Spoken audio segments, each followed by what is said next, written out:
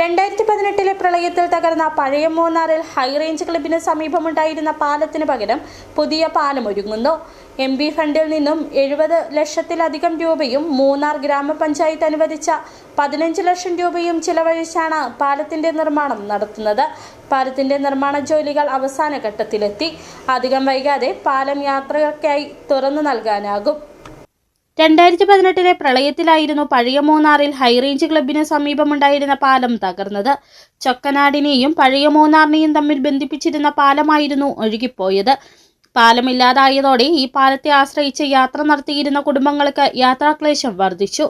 പാലത്തിലൂടെ എളുപ്പത്തിൽ ടൗണിലെത്തിയിരുന്ന കുടുംബങ്ങൾക്ക് യാത്രയ്ക്കായി അധിക ദൂരം സഞ്ചരിക്കേണ്ട സ്ഥിതിയായി.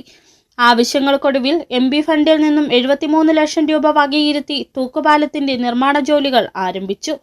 തുക മതിയാകാതെ വന്നതോടെ മൂന്നാർ ഗ്രാമപഞ്ചായത്ത് അംഗം മണിമൊഴി 15 ലക്ഷം രൂപയും പാലത്തിന്റെ നിർമ്മാണത്തിനായി അനുവദിച്ചു.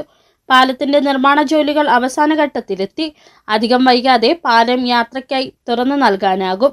പഞ്ചായത്ത് ചൊക്കനാട് എസ്റ്റേറ്റുമായിട്ട് കണക്ട് ചെയ്തുകൊണ്ടുള്ള ആട്ടുപാലത്തിന്റെ നിർമ്മാണം നടന്നുകൊണ്ടിരിക്കുന്നു. ഏകദേശം 2 ആഴ്ചയ്ക്കൂടെ പൂർത്തീകരിക്കുമെന്ന് വിശ്വസിക്കുന്നു. ആദ്യമായിട്ട് MB ഫണ്ട് 71 ലക്ഷം രൂപയും ഗ്രാമപഞ്ചായത്തിൻ്റെ മണിമൊഴി നമ്പറുടെ വാർഡിൽ 15 ലക്ഷം രൂപയുടെ ഉൾപ്പെടുത്തിയാണ് പാലം പണി പൂർത്തീകരിക്കുന്നത്. പാലത്തിന്റെ നിർമ്മാണം പൂർത്തീകരിക്കുന്നതോടെ ചൊക്കനാട് മേഖലയിലെ കുടുംബങ്ങളുടെ പഴയ മൂന്നാർ ടൗണിലേക്കുള്ള യാത്ര കൂടുതൽ എളുപ്പമാകും.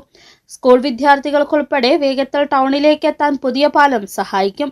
പഴയ മൂന്നാറിലെ 2 പാലങ്ങളായിരുന്നു പ്രളയത്തിൽ തകർന്നത്. അതിലൊരു പാലത്തിന്റെ നിർമ്മാണ ജോലികളാണ് ഇപ്പോൾ അവസാന ഘട്ടത്തിലേക്ക് എത്തിയത്. City vision, Munnar.